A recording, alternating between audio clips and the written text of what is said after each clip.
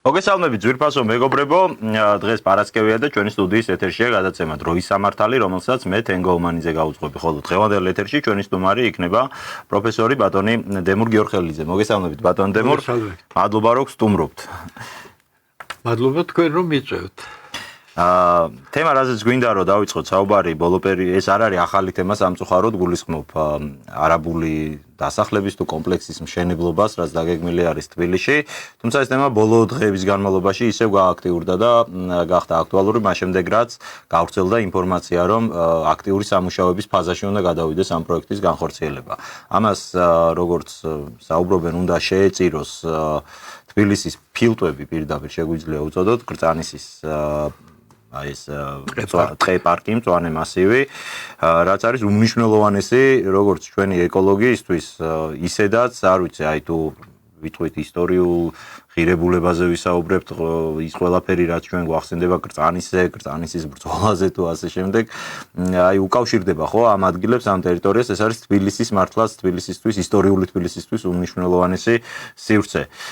თქვენ რა ინფორმაციას ფლობთ ამ საკითხზე, იმიტომ რომ თქვენ ხართ ერთ-ერთი იმ ადამიანთა შორის, რომელიც თავიდანვე ძალიან აქტიურად აპროტესტებს და ღიად საუბრობს ამ საფრთხეებზე, რაც უკავშირდება ამ პროექტის განხორციელებას. მართლაც ვართ თუ არა იმ ეტაპზე, როდესაც უკვე უნდა დაიწყოს ამისი განხორციელება. ესე იგი, იმისთვის რომ ჩვენ მე არ ვჩვევია რაიმე ემოციური საუბარი, ან ტენდენციური საუბარი.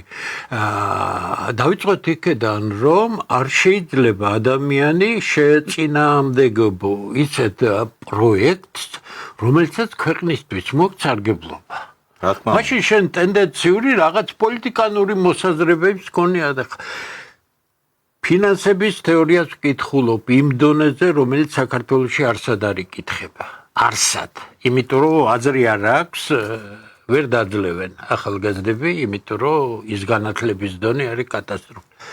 ფინანსური მენეჯმენტი მაქვს ძალიან მაღალ დონეზე წაკითხული.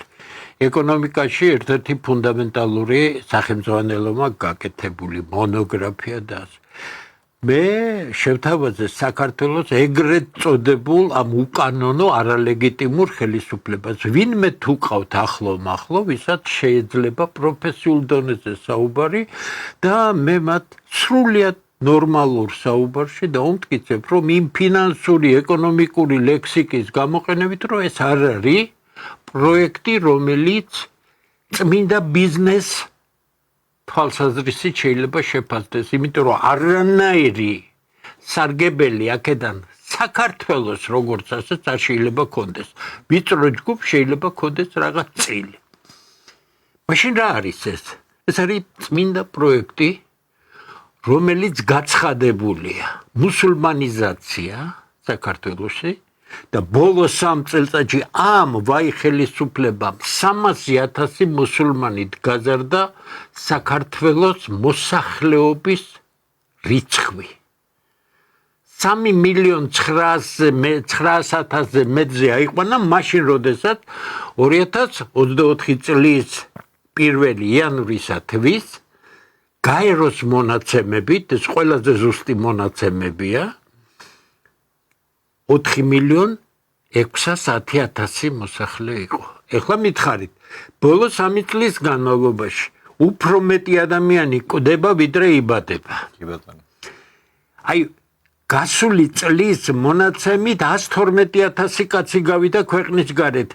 2024 და 2000 წინა წლებში 200,000-ზე მეტი იყო. აბა გეკითხებით, რამ უნდა გადაარდოს საქართველოს მოქალაქეთა რიცხვი 300,000 ადამიანით? ეს ყველაზე ისეთი ლეგიტიმური შეკითხვა იყო, რაზეც ხელისუფლებას ჰქონდა პასუხი, რომ უბრალოდ გაიზარდა იმ ადამიანების ქვეყანაში დაბრუნების რიცხვი, რომლებიც მას ბოლო წლებში დატოვებსო და აბსოლუტურად ტყუილია. უნდებიან ქართველები მასიურად. იმიტომ იყო მე როდესაც მითხრეს ძალიან სერიოზული წყაროთი, რომ 1,430,000 ქართველი იყო დარჩენილი, ეს იყო უტყუარი მონაცემები. ამ ჩემმა განცხადებამ 2 წლის წინ გახსოვთ თქვენ ძალიან დიდი რეზონანსი გამოვიჩინეთ. მაგრამ მე ძალიან ისიც მითხრეს თუ რა პანიკა იყო, ძალიან სპეციფიური ორ ორგანოში რომ ხალხი ქუჩაში არ გამოსულიყო, აი ეს ეშინია, მაგრამ რა კი 2 წელი დაელოდნენ და მოსინჯეს ყველაფერი და ხელისუფალმა ბრძანა, ვინც აკყავს ჩვენ არაფორმალურ რომ გამოაქვეყნეთ 300,000-ით მეტი ადამიანი.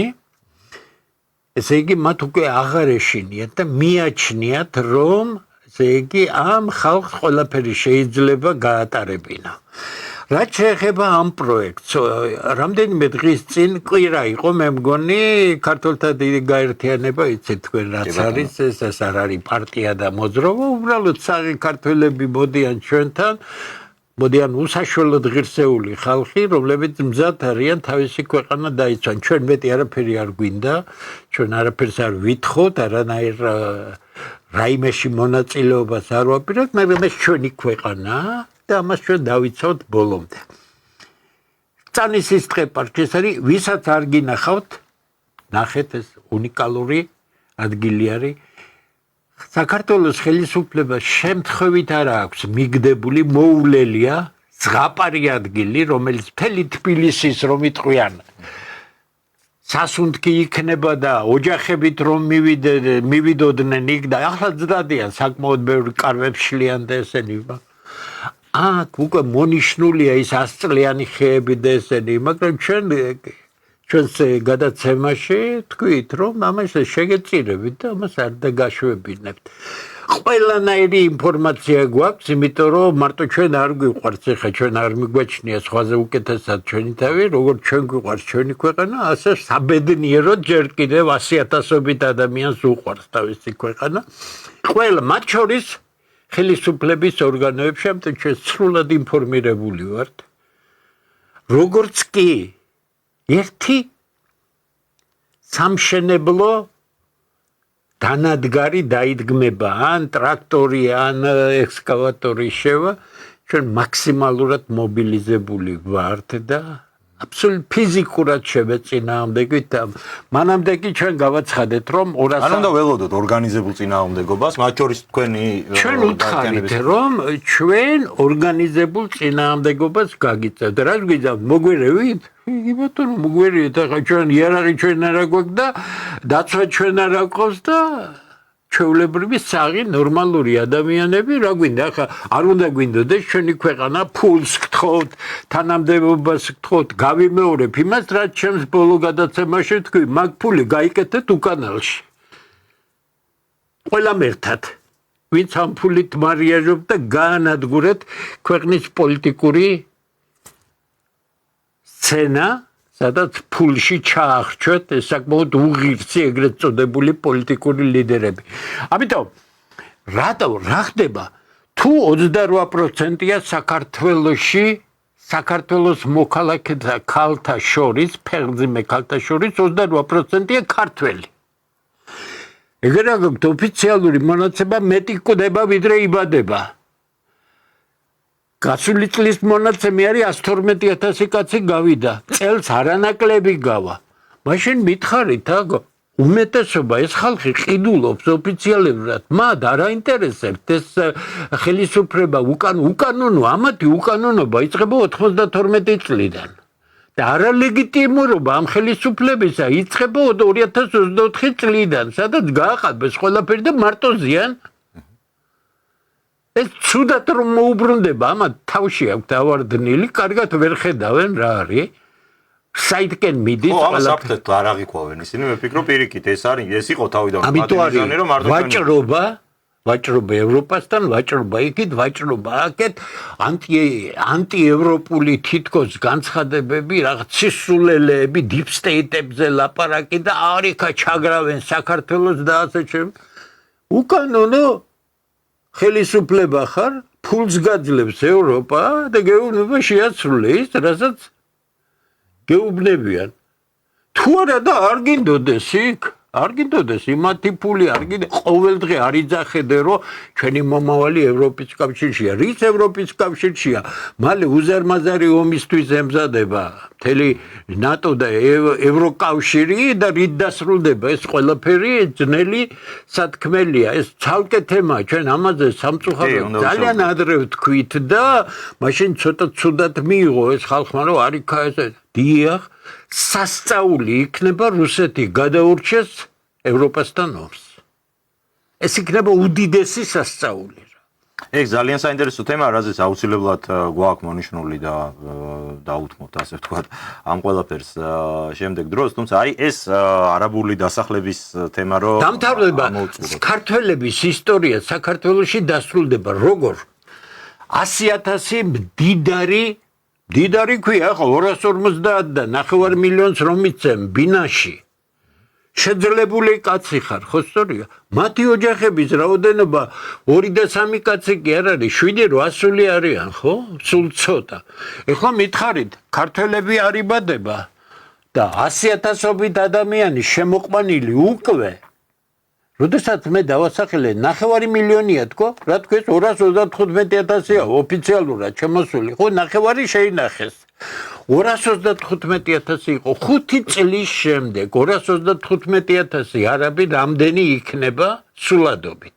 თუმცა აი ამაზე ხელისუფლებას აქვს ასეთი არ ჩვენ მაგალითად აი ხშირად ვნახულობთ ხოლმე ჩვენს ტელევიზიითაც უშვებთ ხოლმე კადრებს ევროპული ქვეყნებიდან, მაგალითად გერმანიიდან, სადაც ნომერ პირველ პრობლემად უკვე დიდი ხანია იქცა ეს მიგრაცია, მაგრამ და იქ დანაშაულები, კრიმინალის მატება, საშინელებებს ჩადიან ახლა ეს არ ამგონია ჩემი მხრიდან რაიმე ქსენოფობია დიგნას აღქმული, ეს ფაქტია, ამაზე საუბრობს თავად გერმანული მედია ძალიან ხშირად, მაგრამ ხელისუფლებას აქვს ასეთი პოზიცია, რომ იქ ჩვენ არ უნდა გვეშინოდეს ამ პროცესები საქართველოში, რადგან იქ ჩადიან ღარიბი, ღატაკი, ტოლვილები, რომლებიც ისედაც აი დაბალ სოციალურ ფენას მიეკუთვნებიან და მათ არ აქვთ არც საკმარისი, არ ვიცი, არც განათლება, არც ადაპტაციის უნარი ადგილობრივ კულტურასთან და ამიტომ არის იქ ასეთი პრობლემები, მაგრამ ჩვენ შემთხვევაში აქ მდიდარი ხალხი აპირებს შემოსვლას, რომლებიც არიან კულტურული, განვითარებული, ცივილიზებული ადამიანები და მათგან ეს საფრთხები არ მოდის ჩვენი ქვეყნის მისამართი. აი, ამას რა შეგვიძლია რომ დაუპირისპიროთ? ეს მზაკრული განცხადებები გათვლილი არის იმ გონებადამთხვეული მხარდაჭერებისთვის, რომელიც დღესაც მხარს უჭერენ ამ ოცნების ხელისუფლებას. თუმცა ოცნების ხელისუფლებაზე ლაპარაკი ალბათ კორექტული არ არის, იმიტომ არავითარი ოცნების ხელისუფლება არ არსებობს. არსებობს ერთი კაცი, არაფორმალური მართველი, დანარჩენი ეს არის პაიკები განლაგებული ისეთნაირად, რომ ნებისმიერ დროს კონსტიტუციის პირველი პირი შეიძლება გადააგდო, შენი მოიყვანო და ასე შემდეგ და ასე შემდეგ. ეს არის სწორედ იმის საფუძველი, რომ ქართველების ისტორია დასრულდება. რატომ? ეს შემოდის შეძლებული ხალხი. დააკვირდით ახალგაზრდებს როგორ შემოდიან? მანქანებს ყიდულობენ, ბინებს ყიდულობენ, ფირმებს ხსნიან. მათი ისტორიული მეხსიერება მათ ეუბნებათ, რომ მათი ქვეყანა იყო. დაგავიწყდათ 300 წელი თბილისი არაბების ქვეშ იყო, ხო? სხვა ისტორიაზე არ მინდა ვისაუბრო. თქვენ გონიათ არაბებს ეს მეხსიერება გაუქრათ? ეხლა სხვა თავარი. როგორ შემოდიან ისინი? აი ეს არის ყველაზე საინტერესო. ქართველთა დიდმა გაერთიანებამ ესეც ინფორმაცია 1000%-ით არის ერთ-ერთი დაწესებულება, სადღაც ცოტა მოშორებით ქალაქის ცენტრიდან სპეცსამსახურისა, რომელიც ყველაფერი ამას აკონტროლებს. ყველაფერი დღეს ელექტრონულია, ზუსტად არის ცნობილი რამდენი ქართველი გასულია, ვინ არის, სახელით, გვარით, როდის გავიდნენ, რამდენჯერ ჩამოვიდნენ, გავიდა დღეს ერთი ქართველი. ხო და ეს ყოჩაღი სამსახური რეკავს აფრიკის ერთ-ერთი ქვეყნის უშიშროებაში, ან არაბული ქვეყნის უშიშროებაში და ეუბნება, შენი კვოტა დღეს შემოყვანის არის ერთი კაცი. ყველა ვინ შემოდის იქაური უშიშროების სამსახურების მიერ შემოყვანილი ადამიანი. ანუ ეს არ არის რაღაც სპონტანური პროცესი, ეს არის არანაირი საქართველოში ვერავინ ვერ შემოვა არალეგალურად. ნუ ვიღაცა სადღაც თებში თუ გადმობობხდება, ისიც დიდხანს ვერ იქნება ეს გზა. ეს არის ამ გზით, კიდე გეუბნებით, მეტი რა გითხრათ, ბავშვი არ ვარ, რომ ვინმეს რაიმე დავაბრალო, ხო, ჯერ რა შემჭირდება. საერთოდ ამ ქვეყნის პრობლემა რომ არ იყოს, მე საჯარო პირი არ ვიქნები საერთოდ, იმიტომ იმასაც ვარ, ჩემი წიგნები უნდა ვწერო და 4 შაბათს თამაშების თეორია გამოვა, წელს კიდე გამოვა ერთი წიგნი და ასე შემდეგ, მაგრამ უზარმაზარ დროს კი არ ვხარჯავ, არამედ ვახმარ იმ საქმეს, რომლის გარეშე არ წიგსა აქვს ფასი და არ ცხოვრებას აქვს ფასი. ასეთნაირად შემოდის აქ ახლა დანარჩენი, ვინც უსმენს, ბევრი ძალიან გონიერი ადამიანი უსმენს თქვენს გადაცემას, იფიქრეთ, ეს ხალხი თქვენ როგორ ფიქრობთ? როცა დრო დადგება და კრიტიკული სიტუაცია დადგება, როცა ქართველებს წინააღმდეგობის გაწევა არ შეიძლებათ, თქვენ როგორ ქართველებს დაუტოვებენ ამ ქვეყანას? დაგავიწყდათ ვინ არის ეს ხალხი? რატომ იყო ის ომები, რაც ომები იყო? რატომ არ ვემორჩილებოდით ჩვენ იმ ყველაფერს? ეხლა ისინი ყიდულობენ ამას. არ იომობენ, მაგრამ იომებენ. ქვეყნის შიგნით იომებენ. აქ არის მოლოდინი, რომ ეგ ყველაფერი წარსულ საუკუნეებში ხდებოდა, ადრე იყო, ასე ვთქვა და ეხა რატო უყურებთ 21 საუკუნეა უკვე და დავიჯეროთ იგივე გამოწვევების წინაშე შეიძლება და ეს არის თვითყოფადი ხალხი. ეს არ არიან ქართველების ნაწილი, ნახეთ, ქართული კულტურაც, ქართული სარწმუნოებაც, რაც არის მართლმადიდებლობა და რაღაც ევროპაზე ორიენტირებული არიან, თურმე დემოკრატიული ფასეულობები უნდა წამოიღონ და ისიც კი არ იციან, რომ დემოკრატიას ფასეულობები არ გააჩნია, როგორი განათლების დონეა. ფასეულობები კატეგორიათა იმ სისტემას მიეკუთვნება, რომელიც კულტურას უკავშირდება. არანაირი ფასეულობა ევროპიდან წამოსაღები არ არის, იმიტომ რომ კლასიკური ევროპული კულტურა იყო ქრისტიანული კულტურა და საქართველოს კულტურა, რომელიც ერთ-ერთი უბრწყინვალესია მსოფლიოში, იგივე ფასეულობის მატარებელი. ერთადერთი ისტორიული ამ უბედურებების გამო სახელმწიფოებისადმი დამოკიდებულება, სტრუქტურა, თამაშის წესები, ერთადერთი ეს ჰქონდა წამოღებული, წამოსაღები ევროპიდან, კლასიკური ევროპული სახელმწიფო დამყნილი ქართულ კულტურაზე და არა იმ ეკლექტიკურად, როგორც გააკეთეს. როდესაც ამ თემაზე ვსაუბრობდით, ნახეთ, როგორი გაუგებარია. მე 80-იანი წლები როცა შევაფასე, მე ვთქვი, რომ უფროსმა თაობამ დაუშვა კატასტროფული შეცდომა. მათ თავისი პასუხისგებლობა არ აიღეს, როცა ყველაზე რთული იყო, გარდაქმნის პერიოდი იყო, გადდნენ გვერდზე. და ვიღაც ადამიანებმა, რომლებიც ძალიან ტენდენციურები არიან, კაცო გიორხელიძეო, პირველი ხელისუფლების პრეზიდენტთა ხელისუფლებას აკრიტიკებსო და ეხლა როგორ ლაპარაკობსო იმასო, რომ ესე იგი კანონიერება. თქვენ კაი ხალხო. ჩვენ რატომ ვართ იცით უფროსი თაობა გააქტიურებული, უფროსი თაობის გასვლა სცენიდან არის კატასტროფა ყოველთვის. უფროს თაობას პასუხისგებლობა რომ ყოფნოდა 80-იან და 90-იან წლებში, ისინი გადაკეთებდნენ რბილ გადასვლას, ეროვნული ხელისუფლებაც მოვიდოდა, მაგრამ ძალა, რომელიც პოლიტიკაში ერთ მიმართულებას გააწონასწორებს, თუ ეს არ არის წონასწორობა, ირღვევა. ჩვენ ის ტრაგედია აღქმული არ გვაქვს, ამიტომ კიდე გეუბნებით, სწორად გაიგეთ. ჩემი სიტყვები ნიშნავს მანდამენტს იმას, რასაც მე ვლაპარაკობ. მის ინტერპრეტაცია საჭირო არ არის, იმიტომ კარგად შემიძლია ჩამოვაყალიბო აზრი.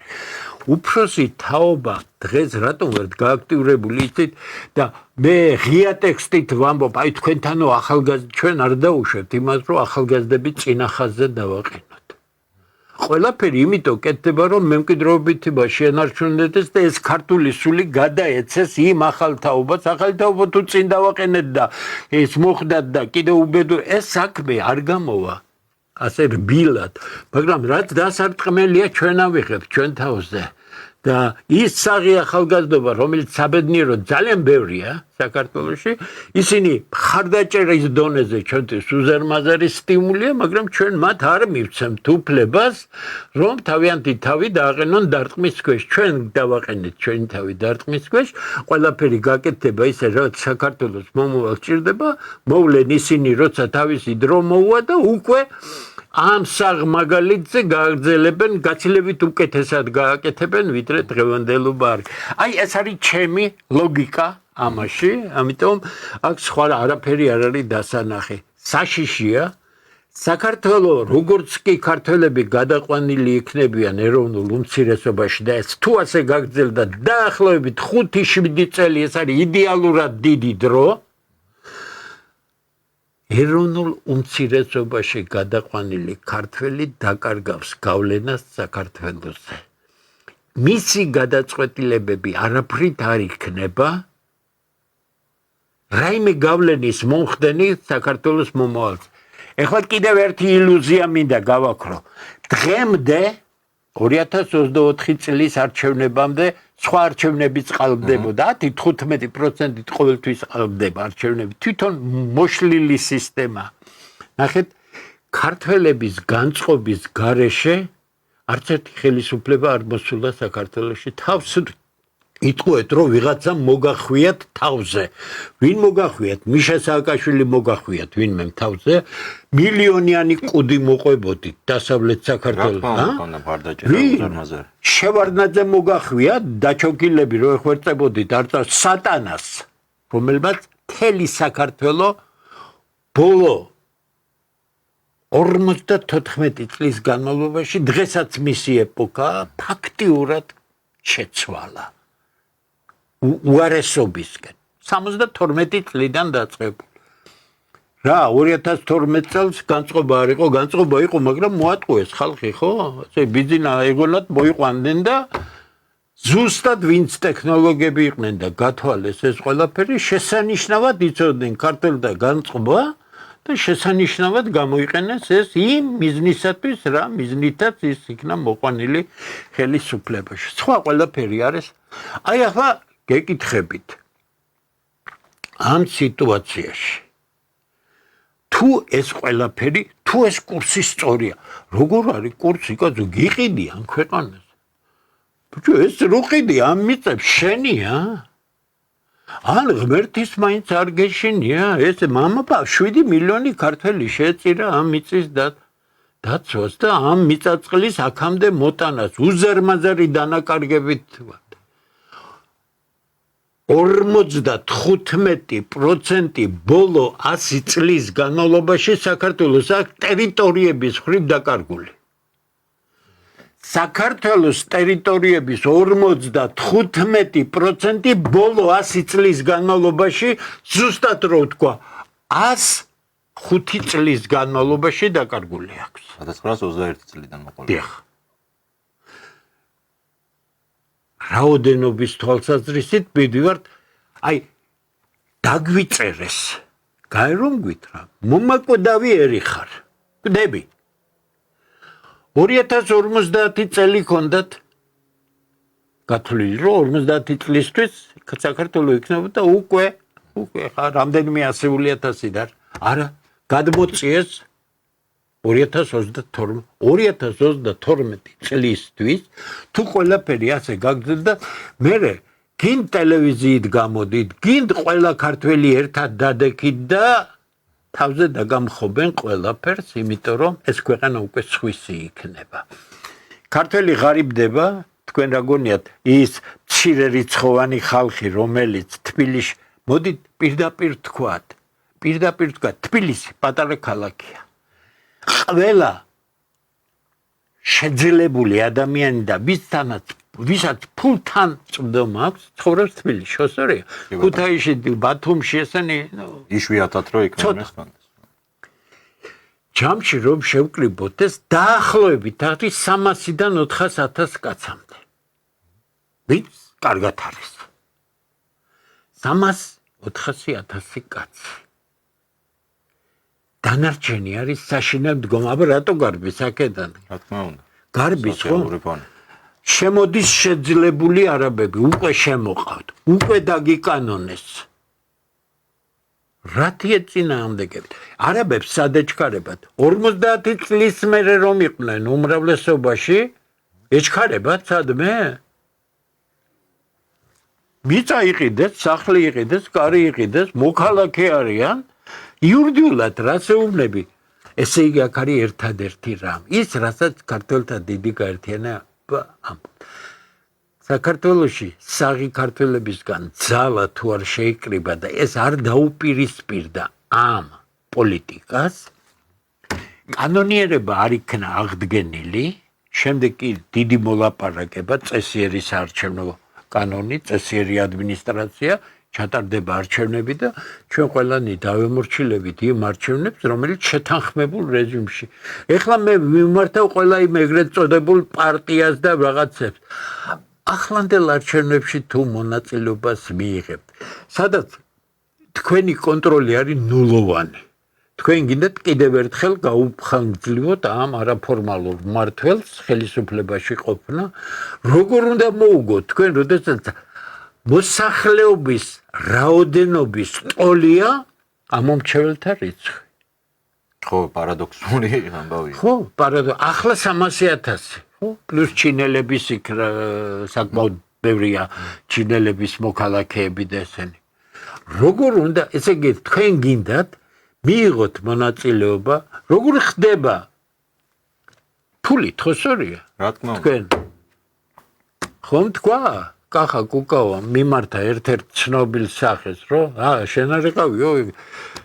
კაცაში ფული ქონდა და პარტიის ლიდერებს რომ იბარებდიო, არაფერი თქვათ, შენ ფული, შენ, ამან მიახურინა ეს ფული. ამიტომ ჩვენ კარგად უნდა გვესმოდეს რასთან აგვაქვს საქმე. აი მითხარით, ყველანაირი ემოციის გარეშე რო თქვა დემოგრაფიულად 10 და 20 წლის მერე რა იქნება საქართველო? მკვდარი. ეხლა ამ თაობებს მივმართავ, ვისაც ჭკუა მოეკითხება. მაგრამ ვინ მოგცათ თქვენ? ვინ მოგცათ ნება, რომ შეწყვიტოთ ისტორია? ეს რა, შენ ამ თაობაში რომ ხარ და დღეს ცოცხალი ხარ, არავინ არ ვიქნებით დროდაში. ამით უნდა დასრულდეს ეს ქვეყანა? ასე ფიქრობდა ჩვენი, ან ასე ფიქრობს რომელიმე სახელმწიფოს თაობა? მათთვის ის რა არის, მე რა მეჩვენება ბატონო დემურ და პრობლემას რაში ვხედავ, რომ აი ჩვენ რატომღაც ყავს ისეთი პოლიტიკური ელიტა, თუ შეიძლება არანაირი ელიტა არ არსებობს. აი მათ არ აქვს აი ეს მომენტი, ეს აზროვნების ეს მასშტაბი, რომ მე იმას კი არ ვამბობ, რომ მე ვინმეზე მეტად არ ვიცი. აი ერთ-ერთზე თუ დაუჯდები, შეიძლება ისეთი ილაპარაკოს, შენზე მეტად უყვარდეს ეს ქვეყანა, მაგრამ აი საქმეზე რომ მიდგება პასუხისმგებლობას, რა შეეხება, თითქოს ისინი საერთოდ არ ფიქრობენ ამაზე, ან ისე უყურებენ, რომ მე ხო ვერ შევცვლი ამ ყველაფერს და მოდი ბარემ ფული მაინც ვიშოვო, თუ არ ვიცი, აი რა დამოკიდებულება აქვს, მაგრამ ვერ ჩამოყალიბდა ამ ქვეყანაში ისეთი პოლიტიკური ელიტა, რომელიც იქნება აი მართლა ფანატიკურად ამ ქვეყანაზე შეყვარებული. არა და ეს არის ხო? ეს არის საქართველოს ყველაზე დიდი ტრაგედია. გამყიდველი ინტელექტუალური ელიტები და გამყიდველი პოლიტიკური ელიტები.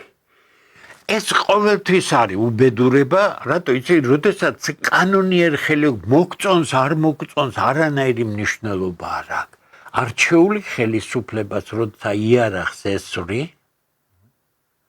და ამხობდა მერე კლავ, შენ ავტომატურად ამ უკანონობის, ტოტალური უკანონობის ფონზე ის ხალხი მოდის ხელისუფლებაში, რომლებისთვისაც ძვირფასი არ არის სახელმწიფო. არა, ზარმე შენ თუ შენი ქვეყნის შენ ქვეყანა შეიძლება ესროლო იარაღი, იმიტომ რომ შენ მოხვიდე ხელისუფლებაში, ხო?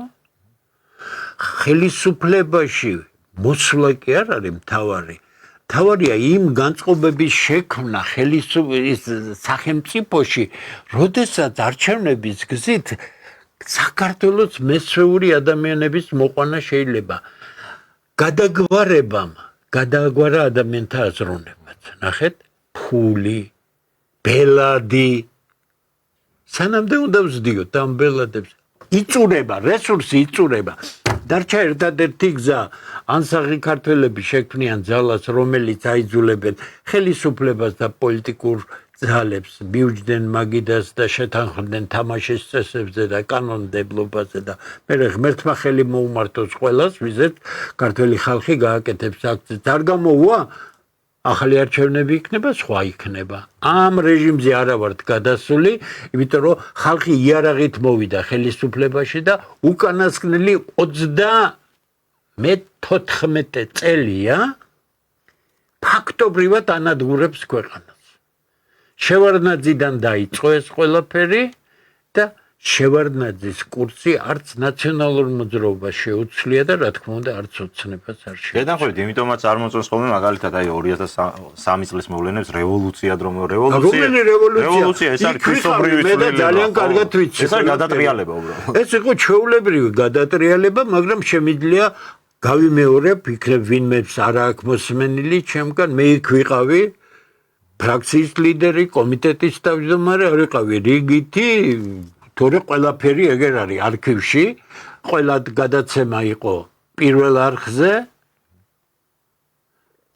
ყველა ჩემი გამოსვლა არის, რომ არაპოლიტიკური ლიდერების გამაოგნებელი, აი, უპატიო შეცდომები ვერანაირი რევოლუცია ბჭყალებში ვერ მოხდებოდა, ვერავითარი ეს სამეული ვერ მოვიდოდა, მაგრამ უსაშველოდ არაპროფესიონალურმა და უსაშველოდ არაპოლიტიკურმა არ შეიძლება პოლიტიკა ითამაშოს პროფანმა. იმიტომ რომ ძალიან რთული თამაშებია. შევარდნაძის მცდელობა ამას არ ეყოფოდა. ეხლა ამერიკელებმა გაგვიკეთეს, არაფერი არ გაგიკეთეს. ბაზა არსებობდა, შეხედეს რომ აქ იყო, ძალიან გვიან ჩაერთნენ ამერიკელები ამაში. უკვე დაწყებული იყო რევოლუცია. ისარგებლეს უბრალოდ ისარგებლეს იმიტომ რომ მიმართვა ქართველებიდან იყო, დამწყებებიდან იყო. რა თქმა უნდა.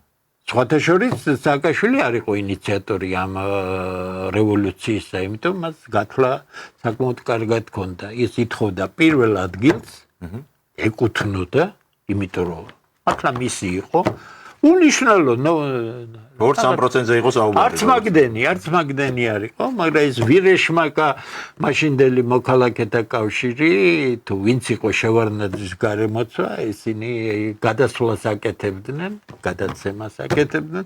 ხელისხმები იყვნენ, აი, მე კიდე გეუბნებით, იმდენი პროფანი პოლიტიკური ლიდერი, რაც მე 2003 წელს პარლამენტში ვნახე 1999 წელი, 4.5 წელი იყო ეს პარლამენტი, ხო? ასეთი ილუზიებს გამოკიდებული და არასერიოზული ადამიანები პოლიტიკაში იმათმა გამოიწვიეს ეს ყველაფერი. ეხლა ჩვენ არ უნდა დავუშვათ იგივე შეცდომა, იმიტომ რომ 2003 წელს საქართველოს მდგომარეობა მართალია მატერიალურად მძიმე იყო, მაგრამ გაცილებით ძლიერი იყო რესურსის ყველანაირად, ადამიანური რესურსი, მორალური რესურსი ბევრად დიდი იყო. დღესაც კი ერთ-ერთი ხელმძღვანელი ვიყავი ქვეყნის განვითარების კონცეფციის შემუშავების და უმნიშვნელოვანესი რაღაცები ტომები გვაქვს გაკეთებული, რომელიც დღესაც ოდნავ მოდერნიზაციას მოითხოვს, იმიტომ რომ ქვეყნის გადაყვანა ინოვაციურ რელსებზე და ასე შემდეგ უალტერნატივოა.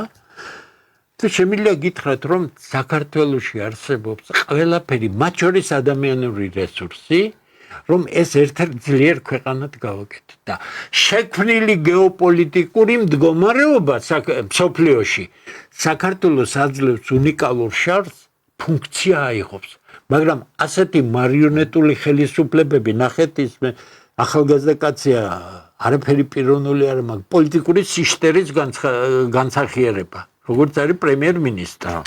გობახიცის გული. და მთელი ეს მთავრობა, ხო, პოლიტიკური სიშტერის განსახიერება. კიდე გეუბნებით ახლა.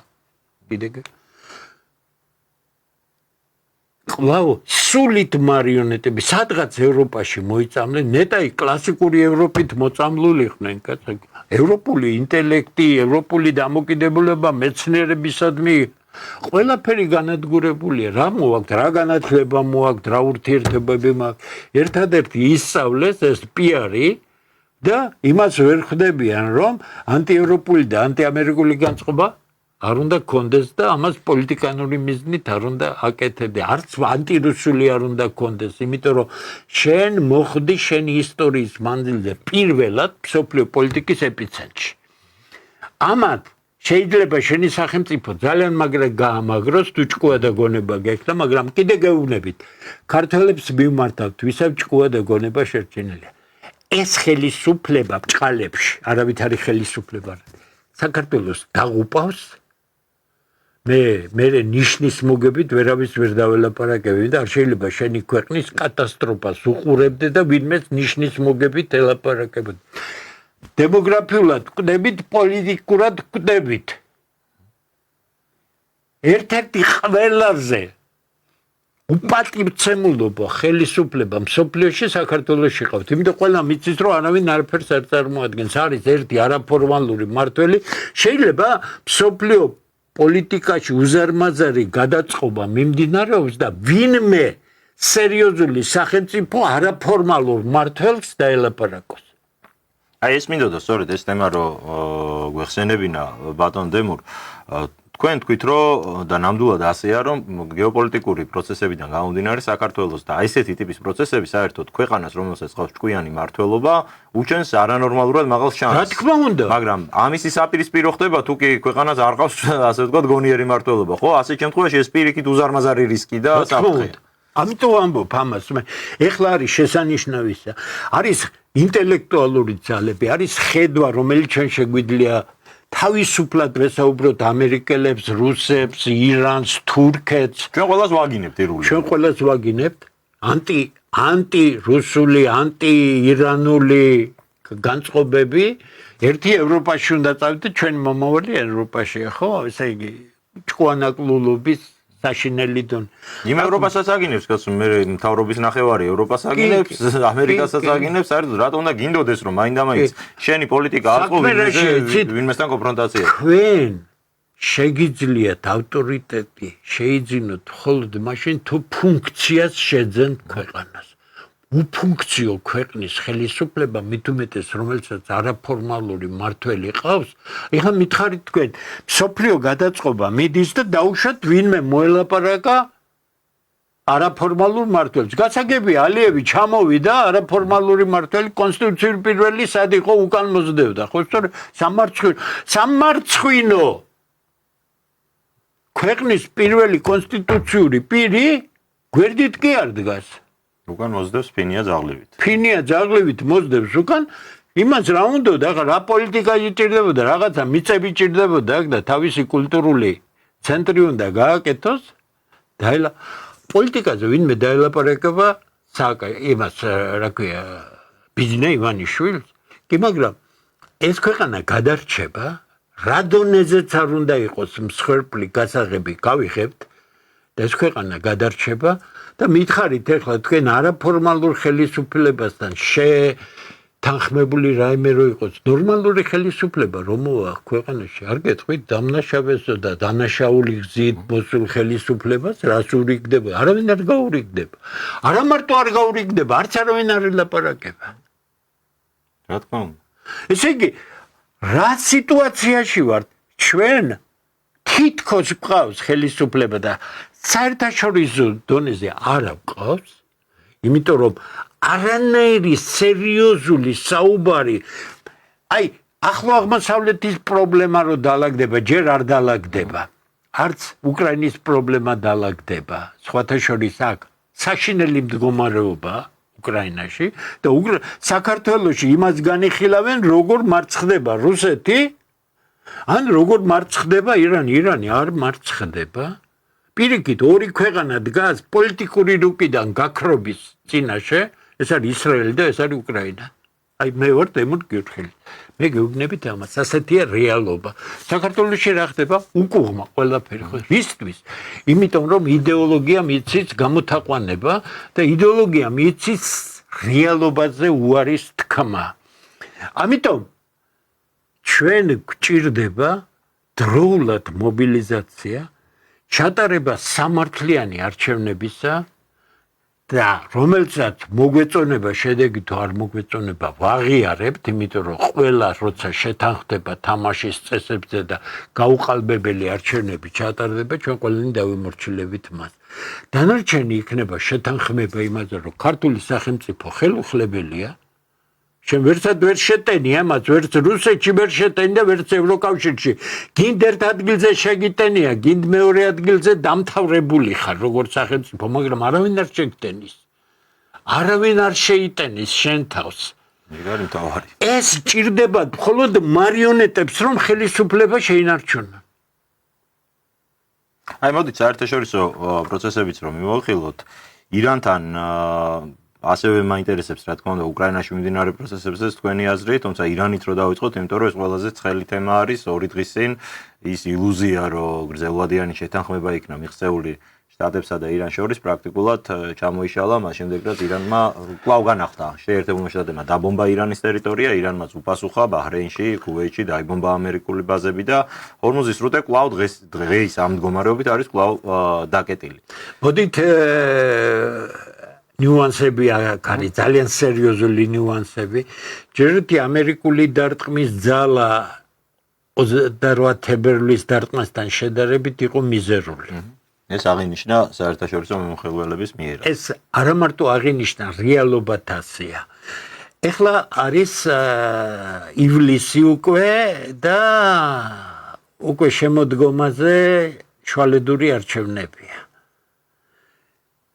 ყველანაირი მიმოხილვით, მათ შორის უსაშველოდ ძლიერი ანალიტიკოსების, ცენტრალური სადაზვერვოს ყოფილი თანამშრომლებისა და სამხედროების, იგივე მაკგრეგორი აიღეთ, არ არსებობს რესურსი, რომლითაც შეიძლება ამერიკამ ათასობით კილომეტრის დაცილებით ხანგრძლივი პერიოდის განმავლობაში აწარმოოს ომი. იმიტომ რომ საპირისპირო რეაქცია იქნება გაცილებით ძლიერი, მაგრამ რა კი ამერიკელები წავიდნენ იმაზე, რა წარმოუდგენელი იყო და 40 წლის განმავლობაში ვერაფრით ვერ მიაღწია ისრაელმა ამას. ისრაელმა მიაღწია ფანტასტიკურ რამეს, როდესაც ამერიკელები დაიყევნა გვერდით და დააწყებინა ომი ირანის წინააღმდეგ და მთავარი მიზანი ჰქონდა არა მშვიდობის დამყარება ახლო აღმოსავლეთში და ისრაელის უსაფრთხოების უზრუნველყოფა, არამედ დიდი ისრაელის პროექტი, რომელიც არა მარტო ჩავარდა, არამედ მარცხით ჩავარდა. საფრთხე ელით ასევე არანაირი შანსი ისრაელს იომოს, თუმცა მას ძალიან სერიოზული ავიაცია, ძალიან სერიოზული რაღაცები აქვს, მაგრამ ეს ძალიან ცოტა იმისთვის, რომ ხანგრძლივ ომში შეხვიდე, მით უმეტეს ირანის დღევანდელი პოტენციალი ხას უსვა. მე ფაქტს ვარეგისტრირებ და არა იმას, რომ ვინმე მომწონს, მე არაფერი არ მომწონს. მე ეს ქვეყანა მინდა მარტო, მაგრამ მე ვხედავ სად არის ეს ქვეყანა. საკმარისია მოინდომოს ირანმა ისრაელის განადგურება და მისი პოტენციალი სრულიად საკმარისია იმისთვის, რომ ისრაელი განადგურდეს. 4 ქვეყანას შეუძლია მიწოდეს შეერთებული შტატების ტერიტორიას, 4 ქვეყანას შეუძლია მიწოდეს. ჩრდილო კორეას, ირანს, რუსეთსა და ჩინეთს. ეს ომი არის ლოკალური, მაგრამ ეს ომი იქნება მანამ სანამ ირანსა და შეერთებულ შტატებს შორის ისრაელს ბევრი არაფერი არ შეუძლია. არ ამოიწურება იარაღი, ანუ რაკეტები. თქვენ იცით ახლა პეტრიოტის ლიცენზიას მივცემო უკრაინასო. პეტრიოტის ლიცენზია რა მნიშვნელობა აქვს? მთავარი ის რაკეტებია, ხო? მაგას ვამბობ, აი, ამასაც შევეხოთ. ძალიან დიდი აჟიოტაჟი მოყვა აქ ლიბერალურ ფლანგზე, რომ აი უკრაინა იწყებს პატრიოტების წარმოებას. ჯერ საერთოდ თქვა მართლა ლიცენზიის მიცემას რა მნიშვნელობა აქვს? რამხელა რთული ტექნოლოგიური პროცესია. ეს რო ჯერთი მაგასაც სჭირდება სერიოზული დრო. რო ეს ხო არის რაღაც რამდენიმე პეტრიოტის წარმოება რო აწყო, მოდით აი იდეალური ვარიანტი ვთქვათ, ერთი წელი მაინც უნდა, სულ ცოტა. ხო, ალბათ ესეც იმ შემთხვევაში გამზადებულს თუ მოგცემენ ყველაფერს კიდე. ყველაფერს რო დაამონტაჟა. ხო, და ეხლა აქ წარმოების დაწყება. აქ არ არის. ახლა აქ არის ერთი ყველაზე მნიშვნელოვანი. როგორ შეიძლება თავის მოტყუება იმ დონეზე პირიქით ის რაც ხდება და განსაკუთრებით მაგ კი არა ის მოვისმინე ვითომ რაღაც ესე იგი მიმომხილველები ვითომ მიმომხილველები კონსტანტინოვკა 12 ტყუილი ყოფილა კი ამაზე რასამ დღემდე არ აღიარებენ რომ არის აკონტროლებს უკრაინული არმია ხო უკრაინული ოფიციალური ინფორმაცია ასეთი ეხლა მითხარით ამ სიშტერეს ამ აბსოლუტურად კრეტინულ სიშტერეს საჯაროდ როცა კაცი ამბობს და არ იცის რეალურად ან იცის მაგრამ იტყუება ხო ეს რაც ხდება ეს არის იმის ნიადაგის მომზადება რომ უკრაინის სახელმწიფო გაქრეს ან დარჩება აბსოლუტურად მართვადი არანაირი შანსი ევროპას თუმცა იომებს ევროპა ომობს ეხლაც უკრაინაში ნატო ომობს მისი ოფიცრები დაზვერვა ყველა დარტყმა რომელიც ახლა რუსეთის ტერიტორიაზე ხორციელდება და რომელიც კიდევ უფრო ამძიმებს სიტუაციას Financial Times-მა დაწერა შეერთებული შტატების დაზვერვის ისინი აწვდიან სრულ უსაფრთხო მარშრუტებს და ასე შემდეგ, იმიტომ რომ ხელისგულივით ჩანს ეს კოსმოსიდან ყველაფერი. ეხლა გეკითხებით მე თქვენ, ერთი მხრივ თითქოს მოლაპარაკება, მე თავის დროზე მგონი თქვენთანაც ვთქვი ირან-ამერიკის მოლაპარაკება, როცა ამერიკის პოტენციალი ამ მოლაპარაკებაში იყოს უმნიშვნელო, ის წაგებულ სიტუაციაში იყო. ეხლა როცა არჩევნები მოდის და ამას პრინციპული მნიშვნელობა აქვს არჩევნებში, ეს ბაქი-ბუქი რომ დარტყმებს ვაკეთებ და ასე რა, გრანიტის მთებში რის დარტყმებს აკეთებ. კოსმოსიდან გადაღებულია ის რაც დაარტყეს იმ საშინელი თავდასხმის დროს, ხო? ეხლა უბრალოდ წმენდნენ ამ გზას, თორე შიგნით რაც იყო იარაღის ხელუხლებელია. გრანიტის კლდეების 400 მეტრზე განგრევა არაფერს არ შეუძლია. არანაირი ტექნოლოგია. ეს ტექნოლოგია გრანიტის კლდეებში საცავების შენებისა ირანს მისცა ჩრდილოეთ კორეა.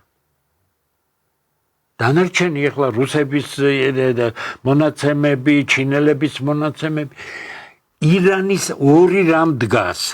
ირანის განადგურება, რა გამოვა აქედან არ ვიცი, ვინც დასუსტდება და იარაღი არ დარჩება, ის დამარცხდება და მეორე არის თავარი რუსეთის განადგურება.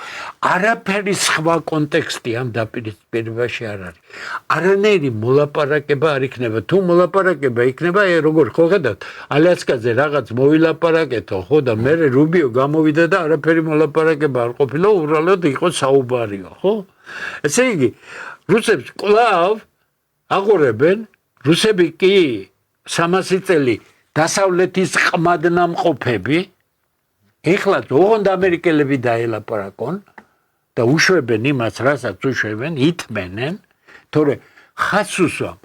აი, თუ ძალიან პროფესიული საუბარი გნებავთ, ახლა მხოლოდ შეფასებას გავაკეთებ, რაც ჯერ კიდევ 22 წლის პირველ თუ მეორე დღეს დაწყებისად აბსოლუტურ განადგურებას უკრაინისა არ ჭირდება 2 საათი. 2-3 დღე არის მაქსიმუმი იმისა, რომ უკრაინა მისი არმია იქნეს განეტრიალებული.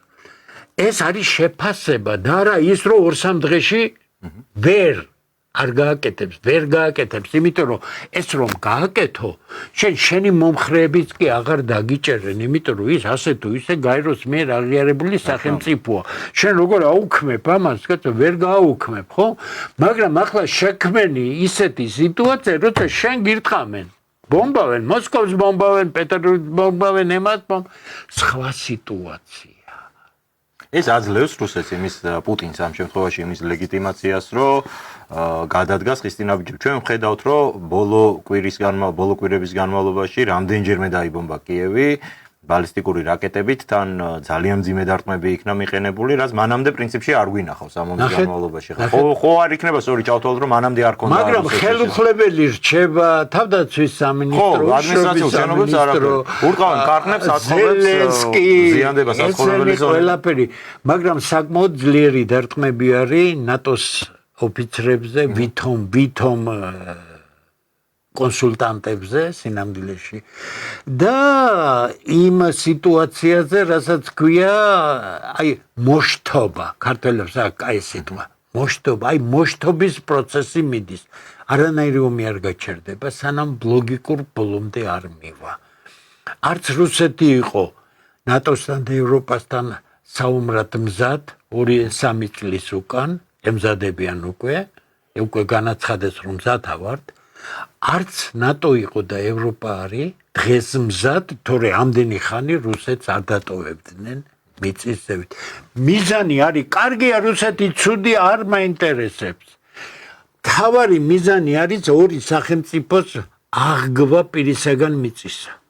ეს არის რუსეთი და ირანი.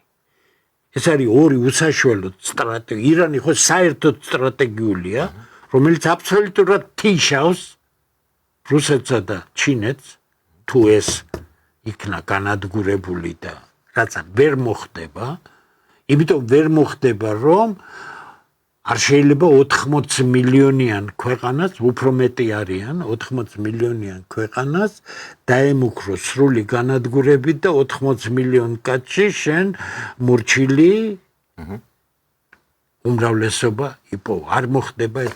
აი ეს არის რეალობა. ეს რეალობა ეხება საქართველოს. საქართველო ევროპაში ჭირდება და ნატოში ჭირდება ერთადერთი მიზნით. იყოს პლაცდარმი რუსეთის წინააღმდეგ. არიქა რუსი ამნაირი იყო ის არ მაინტერესებს.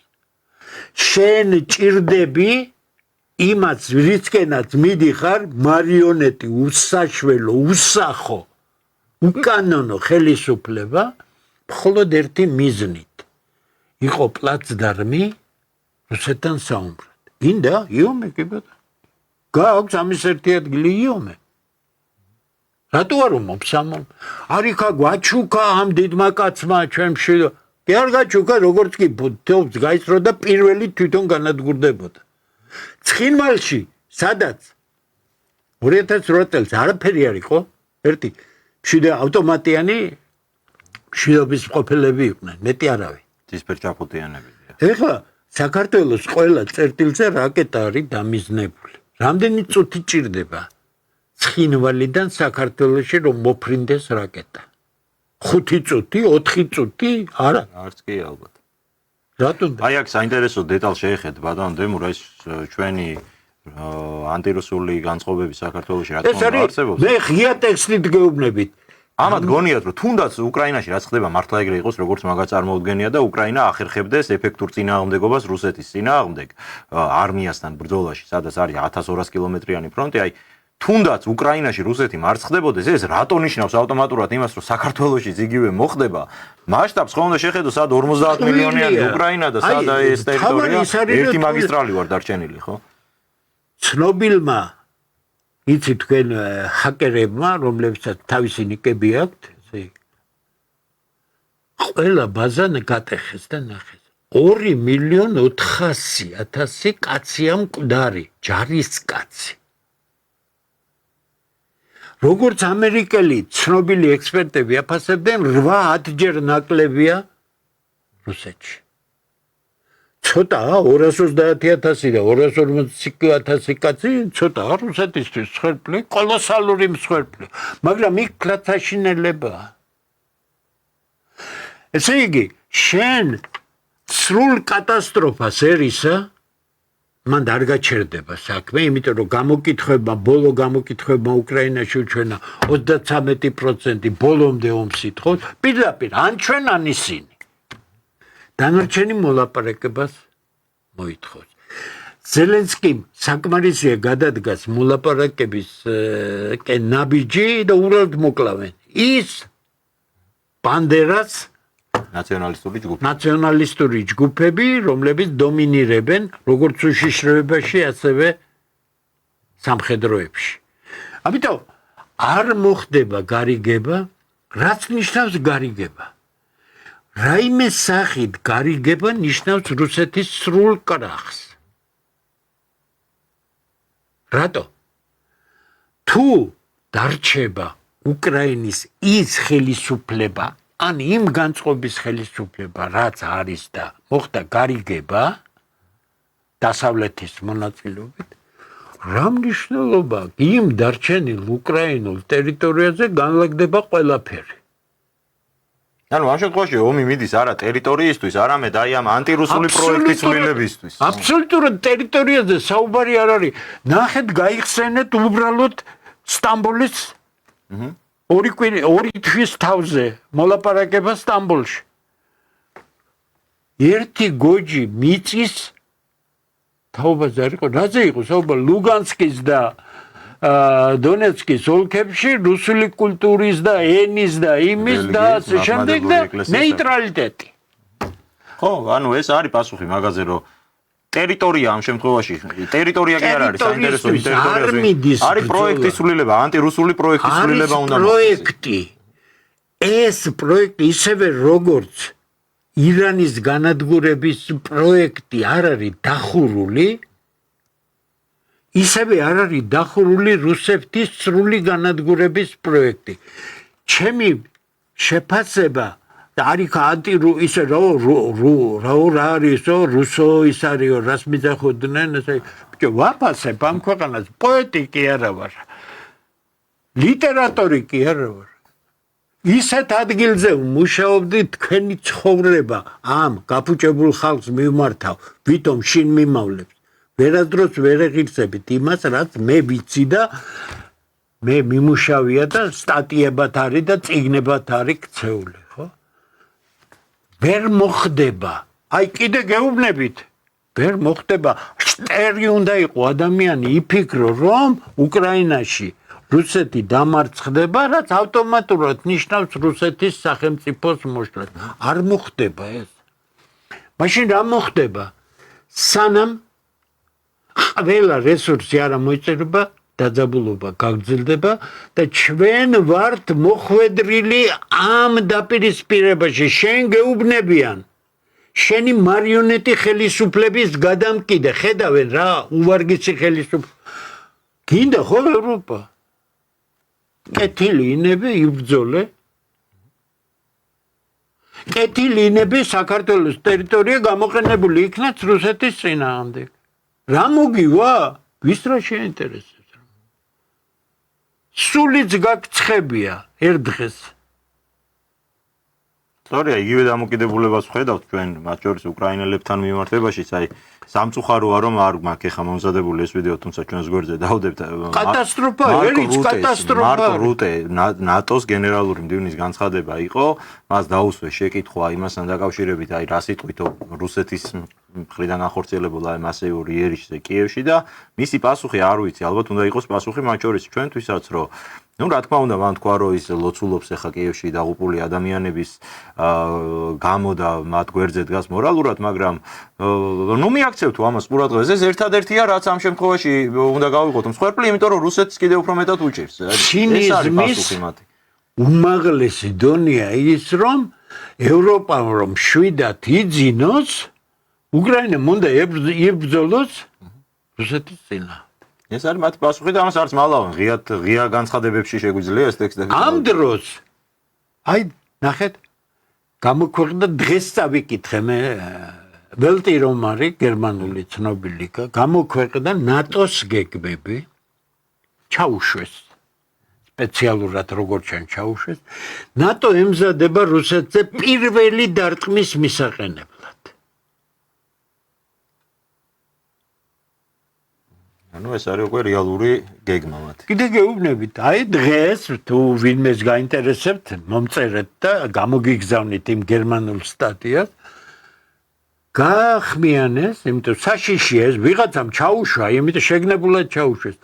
იმისთვის რომ თავი დავიცვათ რუსეთისგან, პირველი დარტყმა უნდა მივაყენოთ ჩვენ. ეს ხო მოგონილი არ არის. და გახსოვთ თქვენ რამდენი წელია ვსაუბრობ, რომ აუცილებლად მოხდება ნატოს ბაზების დაბომბვა. აუცილებლად მოხდება ნატო-რუსეთის დაპირისპირება. პროექტი არ რესურსი ჯერ საკმაოდ აქვს. კონვენციური რესურსი საბრძოლველად, ეკონომიკურად ევროპის ეკონომიკა გაცილებით დიდია რუსეთის ეკონომიკაზე.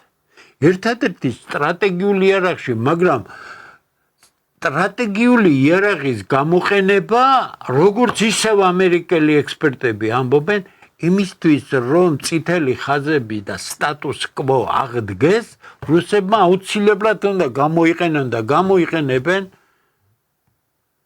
ამ იარაღს. გვაშოროს ღმერთმა. წინააღმდეგ შემთხვევაში უსაფრთხოების თემა კიდე გაცხადებული თემა, ქვეყანა არ უნდა არსებობდეს. ხახლა ჩვენ ხო არ გვიყართ, ხო ვართ რუსეთის მტერი ქვეყანა ამ ხელისუფლებას მიმართეთ. ხო და იქნება ჩვენ ეხა მივეხმაროთ ამ ევროპელებს და გავანადგუროთ რუსეთი და მე როსტოვამდე საქართველოსი არისო ყველაფერი და წამოვიღოთ. აქ ჩვენც ხო გვეკუთვნის. აი ამ იდიოტიზმის დონეზე ასრებობს დღეს იდეოლოგიით განადგურებული საქართველო და საქართველოს მიმართავ, რომ რაც დროზე მოხდება ძალად ჩამოყალიბდება, მით მალე აიცილებს საფრთხეს ეს ქვეყანა, წინააღმდეგ შემთხვევაში ჩვენ ყველაზე ცუდი სცენარისთვის უნდა ვიყოთ მზად. არ გაჩერდება დაპირისპირება. გამორიცხულია. არც ირანთან მიმართებაში, არც საქართველოსთან მიმართებაში, ირიბად ჩვენ მოხვედრილი ვართ ამ რუსეთთან დაპირისპირებაში. მადლობა ბატონ დემურ, ძალიან საინტერესო ანალიზისთვის და საუბრისთვის, დაგემშვიდობებით, წარმატებას გისურვებთ. აყურებელს კი შევახსენებ, რომ ჩვენი სტუმარი იყო პროფესორი ბატონი დემურ გიორხელიძე. მადლობას მოგახსენებთ ყურადღებისთვის და დაგემშვიდობებით ორ შაბათამდე კარგად ბრძანდებოდეთ.